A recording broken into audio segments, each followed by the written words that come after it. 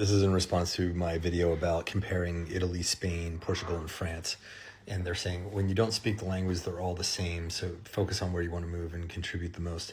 Yeah, I agree with that. The only exception I would make is that there's certain very touristic cities like Paris, like Rome, like Nice, like Barcelona, like Madrid, tend to have a higher rate of people speaking English. If we're talking about English speaking people here that are moving or visiting or whatever, you just have, because of the tourism, there's a higher incidence of people being bilingual, especially speaking English, because it's such a common denominator language.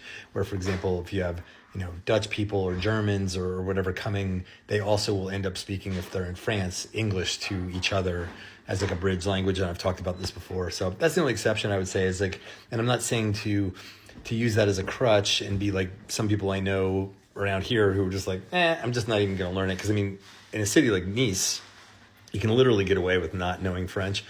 It's not ideal. I wouldn't do it. I think you're missing out on a great opportunity, and I just don't think you're really integrating fully.